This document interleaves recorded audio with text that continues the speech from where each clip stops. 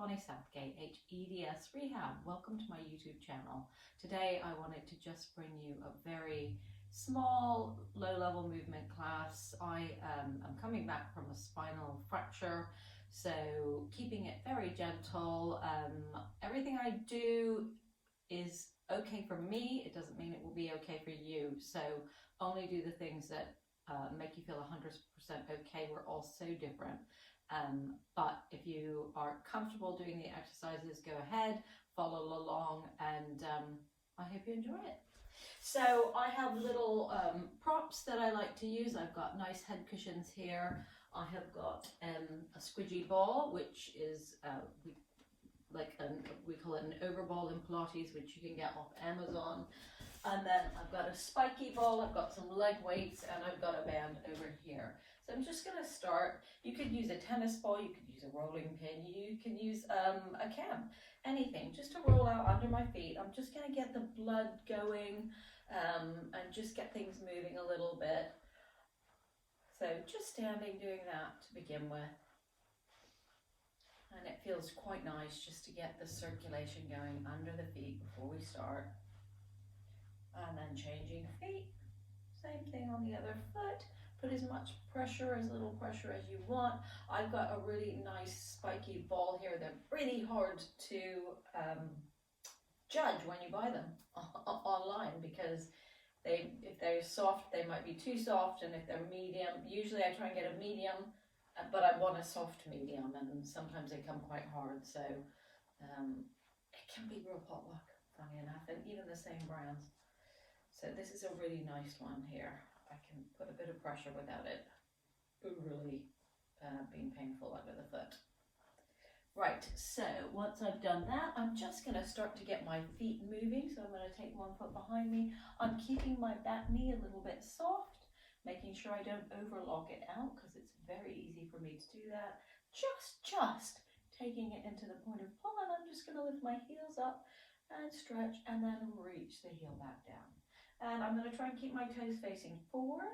And I'm going to watch when I do this that I try not to let the knees roll in too much, because that's actually going to put some stress on that hip. And if you've got unstable hips, that's not a good position. So see if you can keep your kneecap over your second toe. I'm going to change feet now. Same thing on the other side. I'm just going to start softening back, reaching that leg, just feeling a little tiny pull in the lower leg, and then I'm going to lift up, and I'm tighter under this foot. I can tell that. I'm just going to stretch out. I'm not really stretching it out, I'm moving it. I'm just getting everything moving. I'm getting the blood flowing up and down. Good, and up and down. Now that's looking at the back chain. So what I want to do is get my feet moving in the front chain. So actually I'm going to do something called an MET, and this is going to be for my foot and my thigh and leg. Now, if you have knees that you fear doing this, then don't. You can put your foot on a stool or a chair or something like that. I'm going to hold it. I'm just going to give a stretch to the top of my foot, a little bit. I'm not really stretching it, I'm just getting it moving. And I'm going to push my foot down into my hand, just lightly, and then relax. So I'm using literally no more than 10% effort. This is called a muscle energy release technique. And this is how I prefer to, rather than stretching, to lengthen my muscles. I'm pushing my foot down into my hand. I'm just going to move it forward and back. And what I'm going to try and do is, as I do this, I'm going to try not to move my back, especially now. I've had a spinal fracture. I want to look after it. And I'm just bringing that knee back and lengthening. And I'm going to change feet. Same thing. Pushing down gently. And relax. And again, we want to watch that standing leg isn't caving in, so try and hold that foot from rolling in too much and that knee from rolling in too much. Gently push the foot down and relax. One more time. Gently push down, bring that knee forward and back and forward and back, and this should be just from the hip. Good. And if you can't bring your foot all the way up to hold it, then you just keep it on the chair and you just think about reaching the thigh down. Right, I'm just going to shake my feet out here. I'm going to continue with the feet because My feet are one of the areas that I do have problems. I'm an ex-ballet dancer and I had 3 surgeries on my feet. So keeping them nice and strong is important. So I'm going to do some heel lifts now. I'm going to use a tennis ball in between my heels. And I'm going to hold on for balance. And I'm moving this way because what I want you to see is, again, that I don't let myself lock my knees and I don't hang into my hips. So I'm bringing my hips over the base of support and I'm locking my knees. I'm going to spread my toes wide and I'm just going to lift my heels up and slightly lower them down. And I'm going to lift them up and slightly lower them down. So one of the biggest problems, I think, as hypermobile is that we don't necessarily know when to stop. And so if you suffer with chronic fatigue type symptoms or you've got POTS, then do a few today and see how you feel tomorrow. And you may want to only do 1 or 2 exercises so that you can work out what your body can tolerate. Now, I'm not too bad in terms of that, and mainly because I've always been quite physical and quite strong, and I don't struggle with POTS, so I don't have that necessarily the same fatigue syndrome. And I do know that it's really important, get to the other side, same thing, which is rising up and down. I know it's very important. If I want to make strength changes, that I do take it to the point where actually I know I've done it, but not in a too uncomfortable way. I can start to feel that's burning a little bit now. I'm going to do a few more and then I'm going to let that relax. And rather than continuing to do something now, because that wasn't fatiguing me terribly, I'm going to stop. If I feel later, I might do a few more later in the day, or I might do some more tomorrow, but I'm going to monitor how I respond to it. And I think it's really important as someone with hypermobility that you do a little bit less, see how your body responds, and then act upon that. So I'm going to bring a band down now as well. Some of you don't have these props at home. You didn't need to have a ball in between your feet to do that, and that's fine. And you don't need the band for this either. I really love bands, balls, anything that gives me feedback, so it helps me know where I am in space. So I'm going to start with just, again, some more little feet, almost like little foot pumps with the band now. So I've got a bit of resistance and I'm going to stretch those toes down and then reach through my heel. And I'm going to be really careful that I don't lift my heel off the ground and hyperextend my knee, because that's going to alter the mechanics of the bones in my feet, and it's not going to necessarily allow them to be lined up where I want them to be when I do this. And I might then get problems. And I'm watching that my foot's coming up as centrally as possible, that I'm not rolling the ankle in or out. And changing feet. All this can be done sitting as well. And the same thing again, and I'm just going to reach and stretch and come back. I have to be a little careful with this ankle. Sometimes I get bleeds in it. I don't know if any of you get that. And then reach through the heel, and then I lose the mobility in it for a while. So it's quite important while it's okay to keep it going. Reaching and releasing. Good. Just going to do one more time. So today for me is a lot about getting things moving. So I'm now going to lie down on my back, and you can take cushions, adjust to where you feel comfortable. So I really only need one cushion. I've got a lot of hair clips in the way here, so I'm going to move my hair out of the way. There we go. And lying on my back here. I'm just going to start just getting in touch with my abdominals a bit. There's so much controversy about abdominals, and people can be really tight and held in their abdominals, especially if they do have MCAS or if they do have POTS. And it's really about bringing awareness of your tension if you are like that. Not everyone is like that though, so I just don't like to generalize that much. Generally speaking, if you're overly held, you're still weak, and if you're not holding, you're probably still weak. So what I want us to do is just place our hands on our tummies.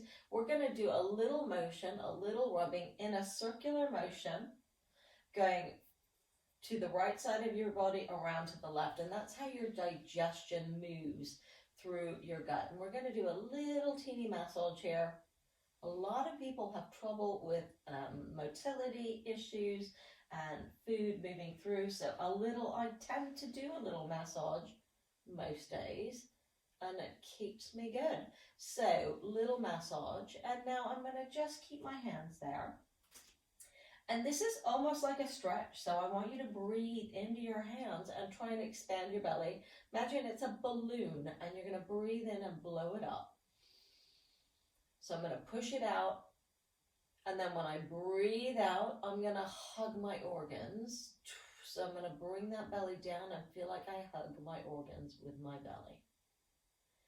I think it's important not to fear these things. There are some people that use language which makes you fear things.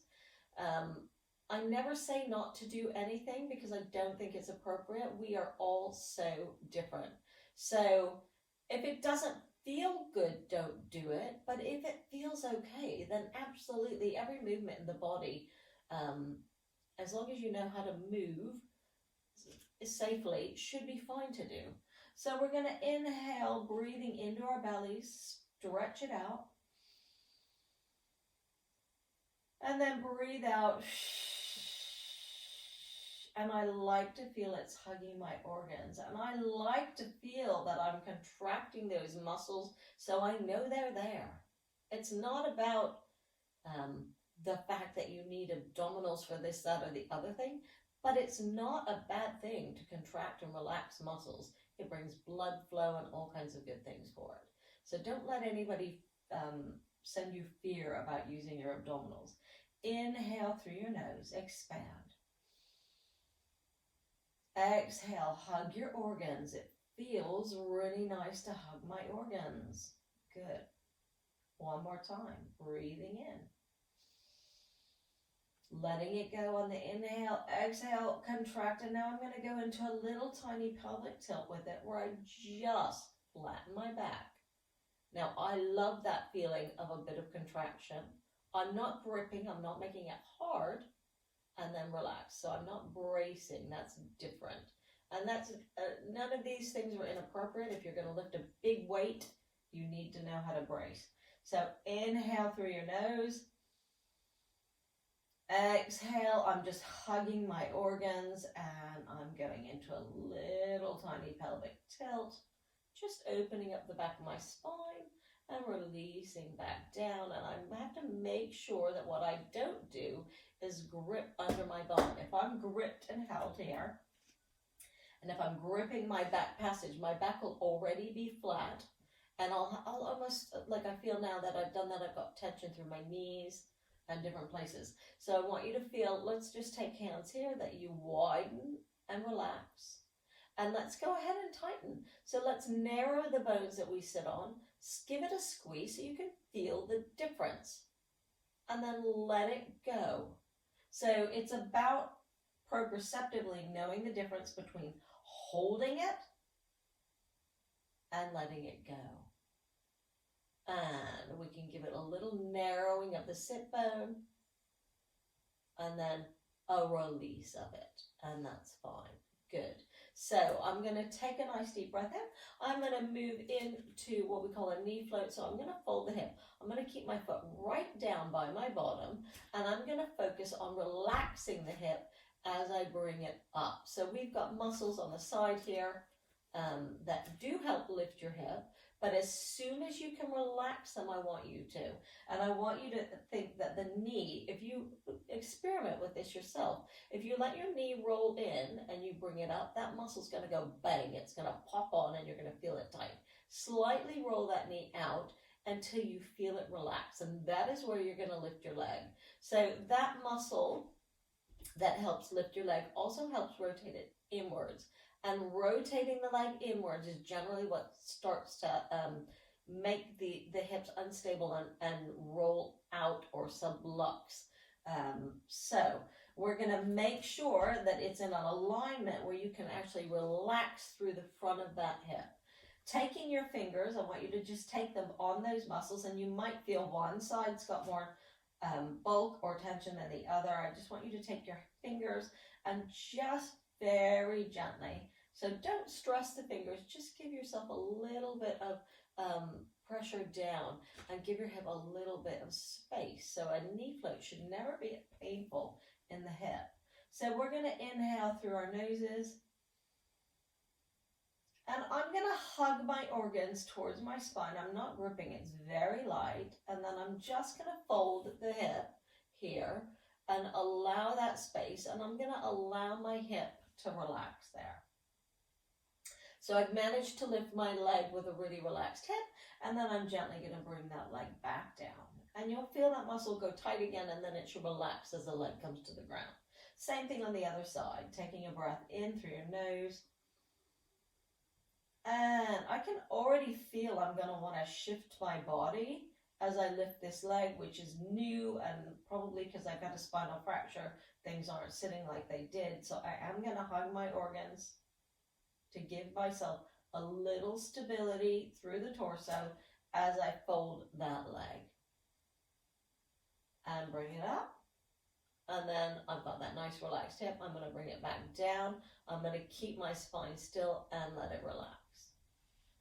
And I'm going to do that again. I'm going to take a breath in. And then I'm going to exhale, and I'm going to float that knee up. I'm going to watch my shoulders don't pop off the ground to help me. I'm just going to fold that hip. And now I'm going to lift my leg into what would be more of a knee float position. And I'm just going to bring that thigh in line with my hip. And that's going to start to load things a little bit more so the muscles work more. Then I'm going to bring that knee back in towards my chest, just to where it folds easily. And I'm going to hug my organs with my tummy a little bit. Just going to flatten my belly, training it to be flat, no bad thing. Bring that knee towards me, and then I'm going to bring that foot to the ground. Same thing on the other side. Inhale. Exhale, and I'm going to bring that left leg up. And so I'm going to start by folding it in. I'm going to lift that foot so my foot's in line with my knee. And then I'm just going to start to slide it out. And again, I can feel that this side is more difficult. So the alignment isn't quite so good when I lift this leg in the air. I'm going to do a check that I'm not gripping my shoulders. And I do need to find a little bit of more abdominal control in order to keep things stable with that. And gently floating away, I'm going to bring the heel down and bring that foot back down. Now I'm going to take a band underneath my right foot, so I'm going to fold it in to put it underneath, crisscross the band over, and I'm just going to bend and stretch that leg to where it's comfortable. I'm going to straighten my other leg, bend and stretch. Good, and you can go where your range is totally comfortable, and I'm not hyperextending my knee, so I'm not going to push out into the back of the knee. I'm just going to that point of straight, and I'm going, touching the point of pull. If your pull is there, fine. If it's there, fine. And I wouldn't take it too much higher than a 90-degree angle unless you're a dancer and you need that range. And bend and stretch. And bend and stretch. Good, and now I'm going to point and flex and point and flex and change knee.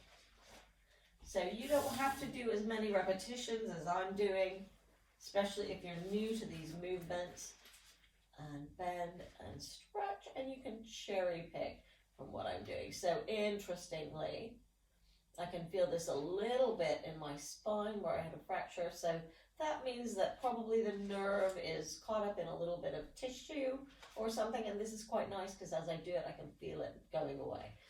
So this is a little nerve glide that we can do just to get the nerve. So the sciatic nerve runs right from the top of the base of the skull all the way to your big toe. It's a continuum. So if I move here, this will be affecting me all the way up the back of my neck into my skull. And relax. Right, now I'm going to go into some pelvic tilts and bridges. There are different ways of doing this. You can pop a ball in between your knee. And if you pop a ball in between your knee and you're using your inner thighs, it's going to slightly work different muscles than if you use a band and pushing out. I would say they're both fine to do, but if you've got unstable hips, then maybe pushing the knees out is going to bring those hips into the socket and secure them a bit better. Also, if you're pushing the ball between your knees, you will not have as much movement in the lower back because those movements of internal rotation don't really go with flexion of the spine. Doesn't mean it's wrong to do. If you're somebody whose knees roll in anyway, then I'm going to recommend you take the band around the knees. So if you know you stand up and your knee wants to roll in, then I would tie the band around the knees. I like to do both. This will take any pressure off my spine away. So if you find bridges at all uncomfortable on your back, or you feel it's hard to move through your spine, I would take the band around the knees. Take the feet apart slightly. I'm going to gently push the knees open. And then I'm going to go into that little pelvic tilt again. And I'm going to not grip my abdominals. I can hug my organs, but I'm not tensing them and shortening them, because that's going to cause compression, and we don't want that. And then release and release the knees back. And this is getting into my lateral rotators a little bit, taking the knees open, flattening my back, and now I'm just going to start to peel my bottom off, and then I'm going to bring it back down and relax. Whenever you're doing these movements with the lower half of the body, watch what happens. Does your neck want to move? Do your shoulders want to move? Try and keep things relaxed. Now, if your neck wants to move into extension, or your chin wants to lift, that's a sign of nerve tension. So I would not force the movement.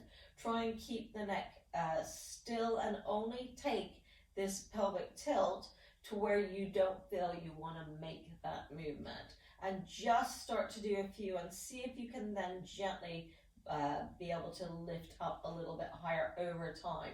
If you have tethered cord, you might find you get an accessory movement elsewhere. Then don't overstretch it, because your nervous system won't like that.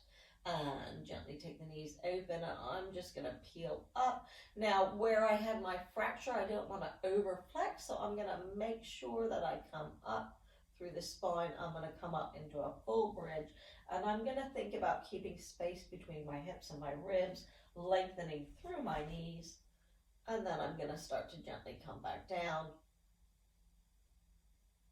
Good. Now I can give in to all kinds of big movements in flexion, and I'm not letting myself doing that. I'm just thinking about keeping space in my spine as I come up.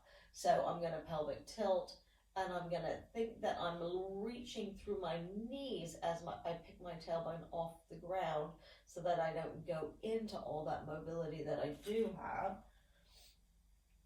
Good. Reaching out through the thighs. And I'm just thinking about my feet now, so I'm making sure I'm not rolling in, because that would be putting a lot of pressure through my knees if I'm pushing the band out. And then I'm gently going to roll back down through the spine. Again, thinking about that length. And then I'm going to relax and bring the knees back together. I'm going to do a couple more times like that. Pushing the knees open. Lengthening through those knees, reaching out through the thighs. Shoulders are relaxed. Feet are not rolled in, and I'm not all the way to the outside edge. I've got weight through the big base of the big toe, the base of the little toe, and just slightly to the outside of the heel. That's a correct position for the foot. And then I'm going to slightly, I can feel my bottom starting to work because I'm holding my knees out the band. And actually, I like that feeling of working the muscles. And then relaxing and bringing the knees back in. This will be my last one. And taking the knees open. So maybe you're actually a more fit hypermobile and you do a lot of exercises. You can either increase the weight of the band, or you can do more repetitions,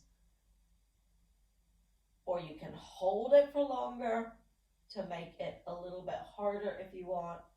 And the reverse is if you feel that this is really tiring and you've done enough, that's fine. You only need to do what your body is happy with, and relax. I'm gently going to take this off. I'm actually going to do a few knee squeezes now.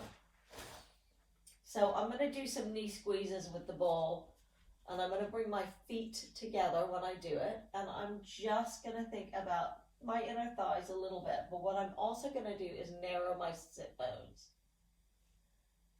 and then relax. So we tend with the inner thighs, the very top of the inner thigh muscles tend to roll, start with the legs in external rotation, so like a ballerina, legs turned out, and then as you go down to the muscles around the knees, it tends to roll them in.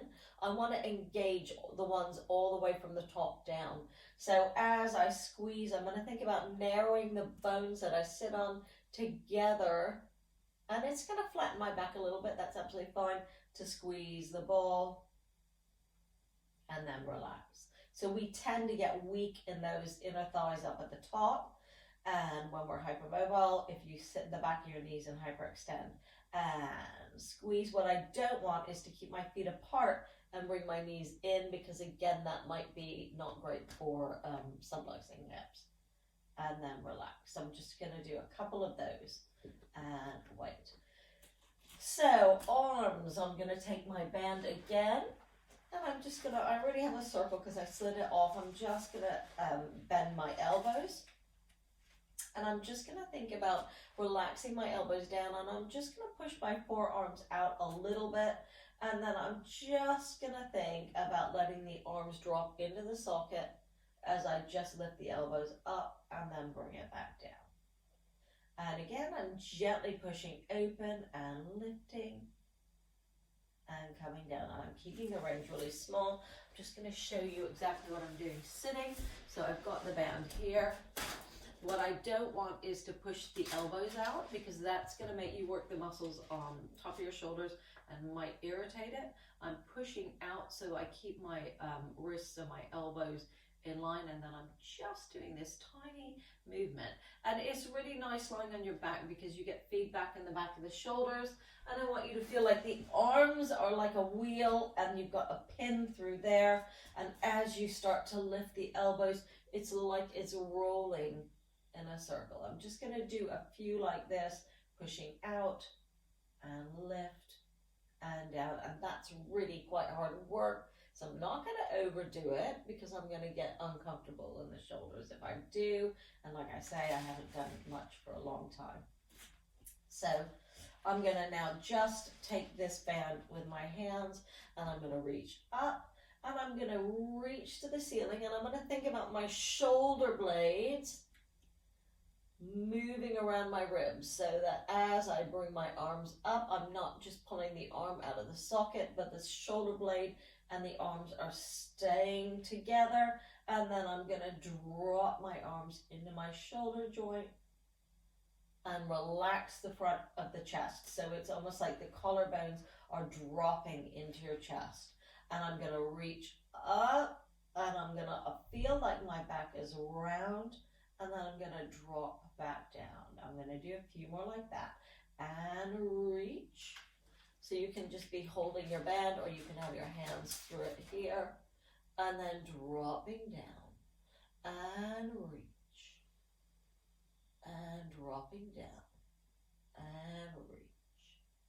Good. And dropping down. Now I'm going to untie the band. And I'm going to do a few more shoulder exercises. I feel like it'd be quite nice to open across the chest. So I'm going to just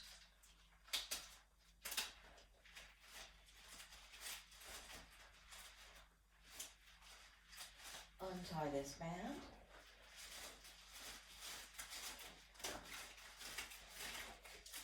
Just leave it here for now. I'm going to to take the arms up. I'm just going to start to bring my wrists back. And this is another nerve glide. And then I'm going to open the arms a little bit and bring them up. Now, this is the thing about shoulders and arms again, is the shoulder blade is the socket for your arm bone. So as I take my arm open, I want my shoulder blade to move in response. So I want to not be gripping under here. As I take the arm wide, I want to feel like I can open my chest, but I'm not gripping. If I'm gripping or pushing my shoulder blade down and gripping my armpit, you're going to feel the difference. I've just now got a nerve pull in my arm from gripping there. So I'm going to make sure that I'm nice and relaxed around the shoulder blade, front and back, as I take my arm open and then bring it up.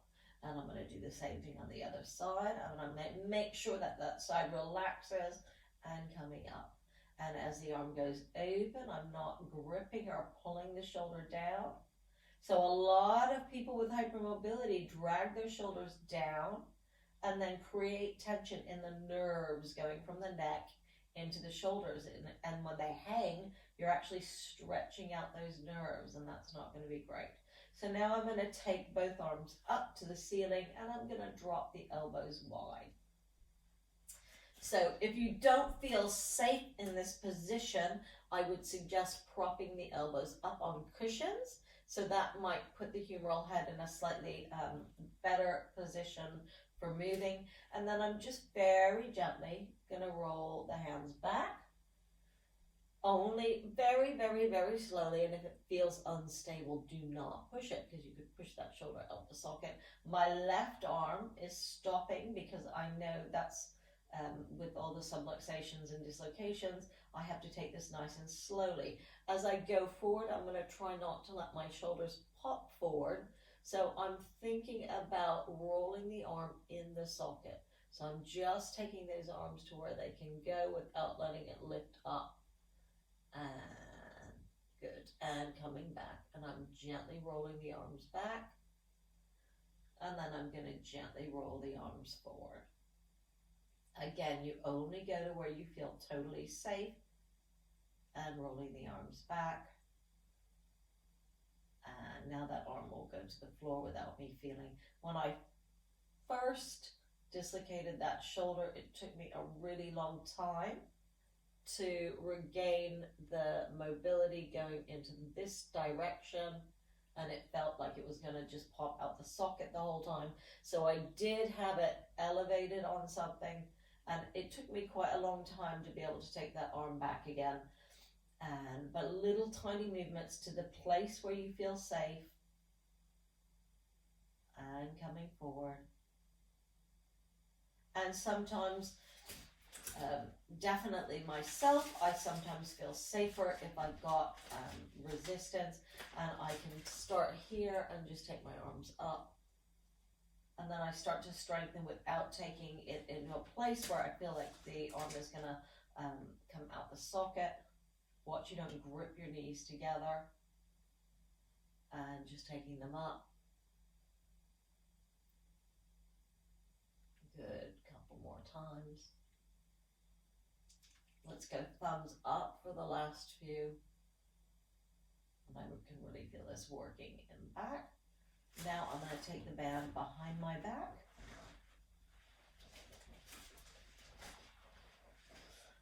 And I'm going to take it right up, and I'm going to take it back here and give it enough tension. And then I'm going to just start to reach my arms up with a bit of resistance. And I love the way this feels because it gives me loads of feedback. And I'm going to bring the arms down. And then I'm going to start to gently bring the arms higher. So I'm always starting with an elbow bent. And then I'm thinking I'm going to reach my hand for something. And then come back down. And again, and I can go higher and come back down. And I'm going to take it so my arms are still always in my peripheral vision. So I'm not taking the arms back there. That's probably not going to feel uncomfortable if you have unstable shoulders. You want to keep them about there. And relax. And really, unless you're a gymnast or into some sort of sport where you need that range where your arms go all the way over your head, we would, if we were going to pick up something off a shelf, we would do this, and then we would move the ribs to go with the arm. And so we wouldn't necessarily take it to that full range over the head. From here, your spine has to extend to complete the arms going over your head. It's not normal to not move the spine at all and take the arms all the way over your head. That means you're taking, or you're using too much mobility in those shoulders. And relax. Right. So I'm now going to come on to my front, and I'm going to do some little darts, and this is going to be good for strengthening my back now. I'm going to start with my forehead on the cushion, my hands down by my side, and I'm going to just think about shoulders. So if my shoulders hang round and forward, I'm going to open the shoulders. So I think about making my collarbones smile, and then let them relax. And I'm going to open those shoulders wide, and I'm going to reach my legs long because I want to lengthen my spine. I'm not going to jam my shoulders down again. I'm going to think wide, and I'm just going to think about, again, so I'm going to let my belly go, and then I'm going to give myself a little bit of support by hugging my organs. And I'm just going to hover my head. I'm just going to hover my hands. And I'm just getting a bit of even strengthening or use of the muscles down my back. And then relax. And again, I'm going to reach those legs really long. When I do that, it makes my bottom muscles go on. I'm going to open those shoulders. I'm going to hug my belly to my spine. Just lift my head. Just lift my arms. And this would be the dart in Pilates. And come back down. And starting to get those back muscles nice and strong to support. And coming back. Couple more times. You might just need to do one. If the shoulders roll forward, open them wide, reach the legs long. Don't hyperextend your knees, so don't lift your kneecaps off the floor when you reach them. Shoulders wide, arms coming up, just the head. Right, I'm going to bring my hands down here.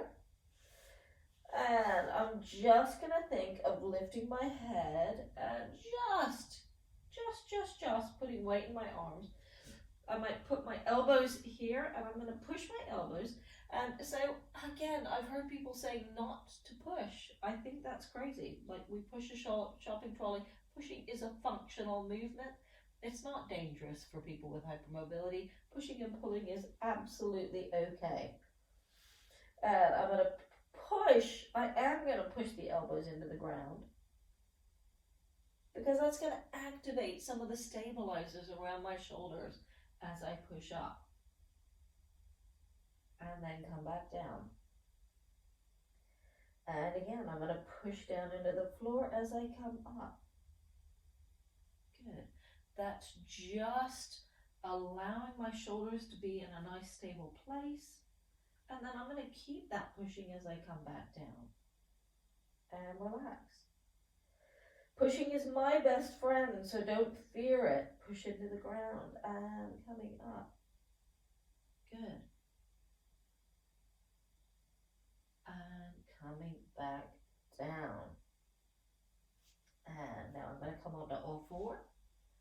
So again, if you are not comfortable on your hands, then you can be on your elbows here, or you can rest your arms on a chair or something like that.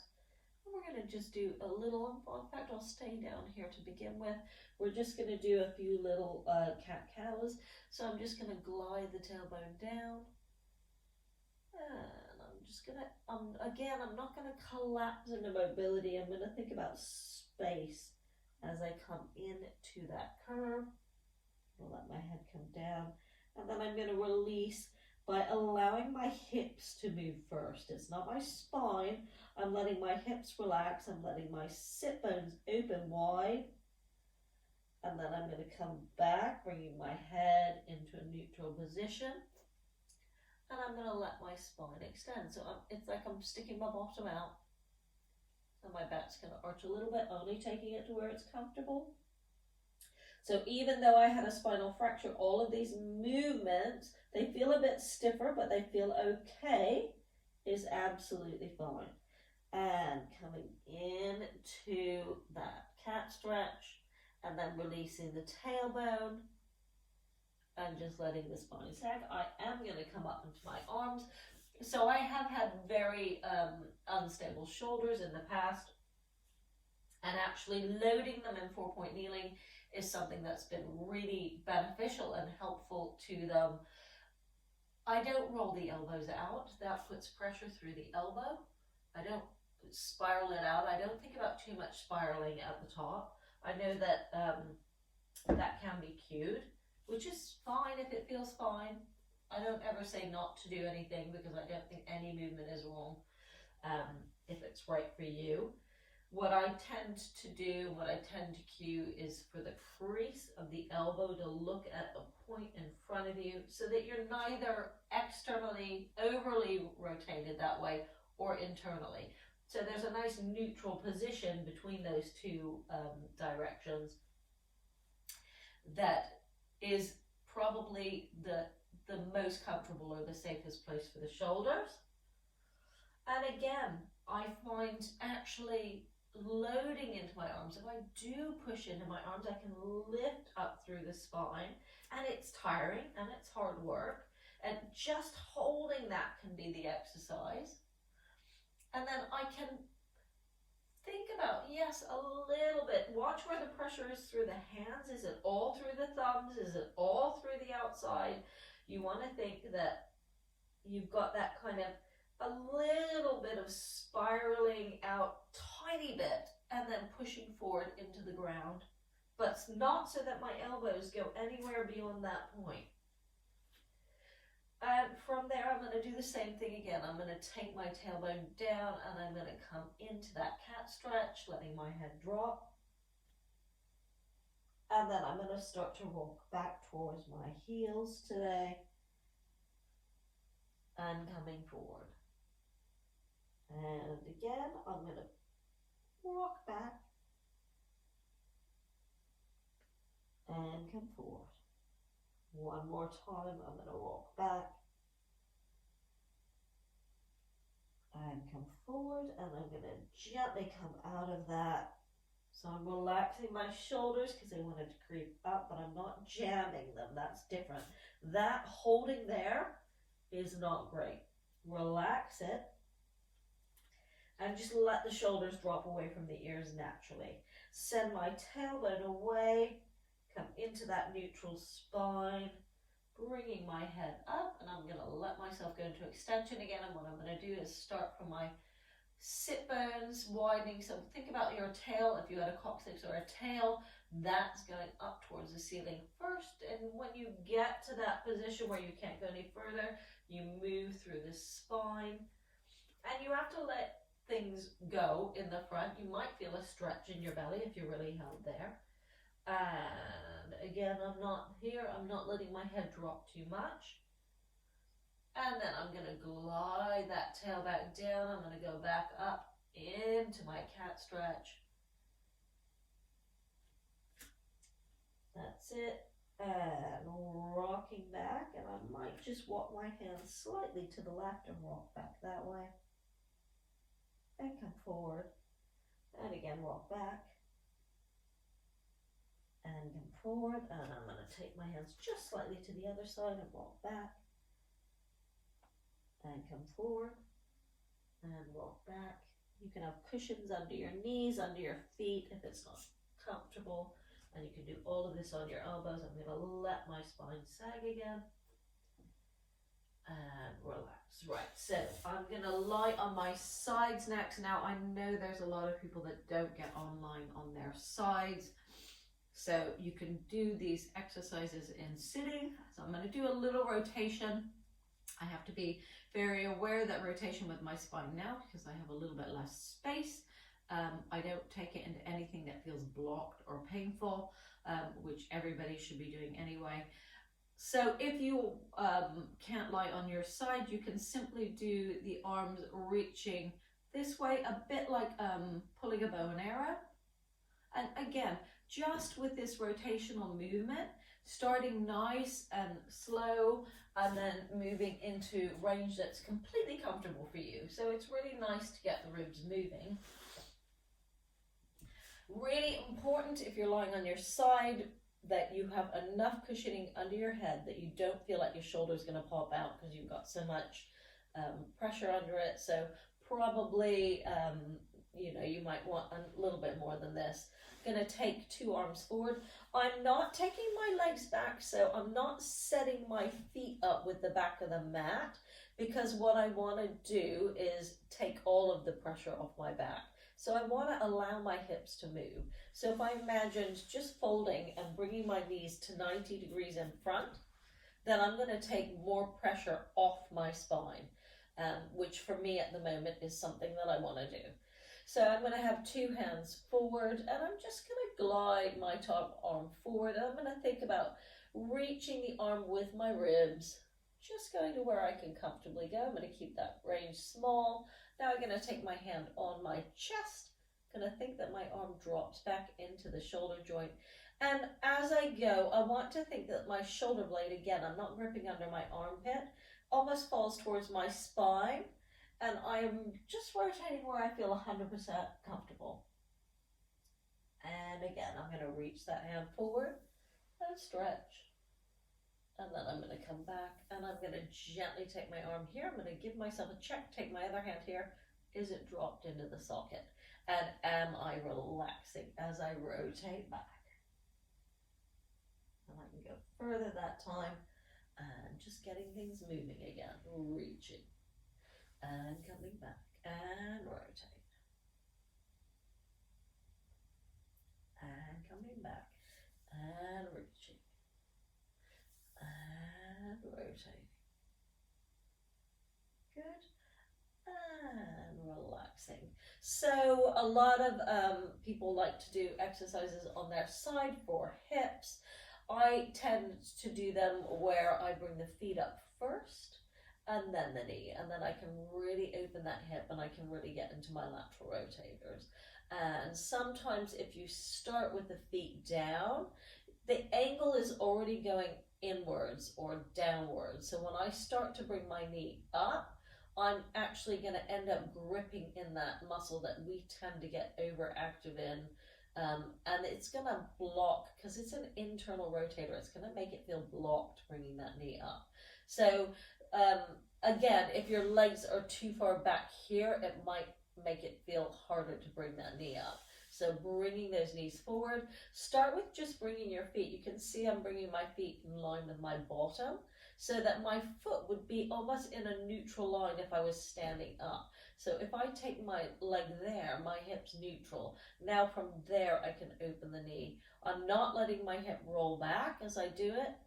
And opening there, and now I can really feel I get that sort of spiral and that working round the back into the hip, and then bringing that knee back down, and controlling the release is really important, not letting it flop back, especially when you go in from that position, because that is where you lose control often and we get those subluxations. And again, bringing the feet up, and I'm going to take that knee up. And then I'm going to slowly bring it back down, controlling. And I can feel my underneath leg wants to work as well, which I'm just observing. I want to see if it does that on the other side, because it may be that this left side is weaker, or I just do that anyway. I'm not going to worry about it. I've got feedback from the floor, and I'm working the same muscles on the underneath leg, which is absolutely fine. And then bring them down. Right, we're going to go to the other side and do the same thing.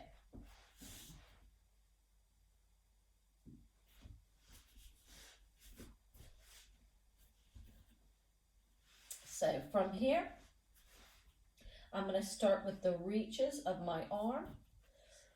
And I'm going to make sure that I'm just not taking the arm out of the socket. I'm going to roll with the body and the arm, and I'm going to come back, taking my hand on my chest.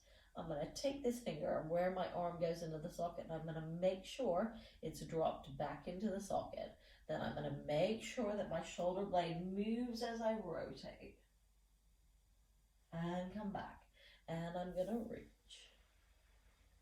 So all of these movements feel really nice to me. They don't feel uncomfortable because I know that the bones are moving in the right place. And even despite having fractured my spine, I know that I'm not causing problems because it feels fine, and I'm not forcing the movement, and I'm not working into pushing into the movement. It moves naturally where it wants to go. And again. And coming back and rotating and coming back. Good.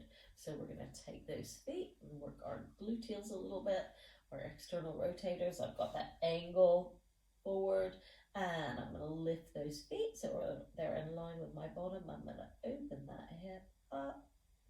Good. And then I'm going to slowly bring it down.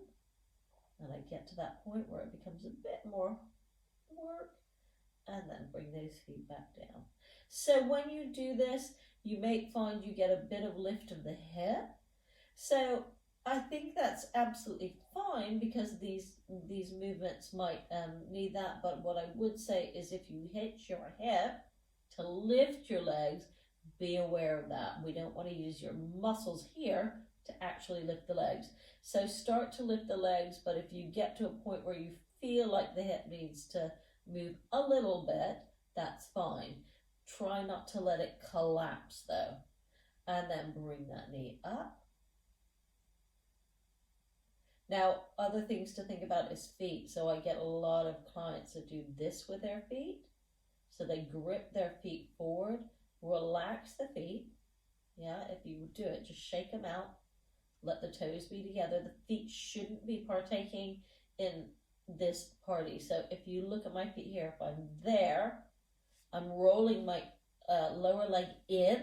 That's going to make it not so, that's like sort of compensating through the lower leg for the hip. So you won't be getting the work where you need it. So I want you to keep the feet like that. Then start to lift. Yeah, and the heels can come open, but watch those ankles don't start to do funny things. Bringing the knee back down. So my feet are just relaxed. And then I can really feel I'm getting that work. Last time, I do tend to like to hitch this side up more. So I'm going to put my hand there as a guide. Taking that knee up. Slowly bringing it down. And relaxing. Good. So I'm going to roll onto my back, and I'm going to finish off with a little bit of neck stability. So I'm literally just going to take my hands under my chin, and I'm going to push my chin lightly down into my hands without clenching my teeth.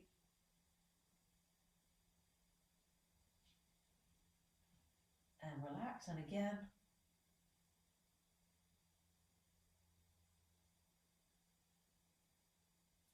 And I can use my hand or a band over my head if your arms don't like it. And I'm literally pushing my head up into my hands. So they give space in my cervical vertebrae and space through my spine. And relax. And again, I'm lengthening up through the top of the head.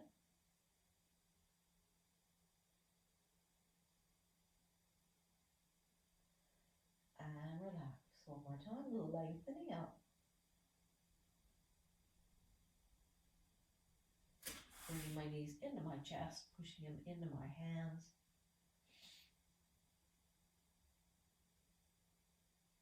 And relax. And again, gently push. And relax. So we're going to finish there today. I took my time, so it's a long video. Just pick and choose what you want, but if you want to take your time and go through those movements, it's a great way just to get things moving and the blood flow going. And I hope you enjoyed it. Watch some of my other videos. I am doing an exercise a day for the month of May, which takes you through one exercise that is more like what you can cope with. I hope you subscribe, and I hope you tune in more. Ask any questions you would like. I'm really happy to answer them. It's Bonnie Southgate, hEDS Rehab. Thank you for watching my channel.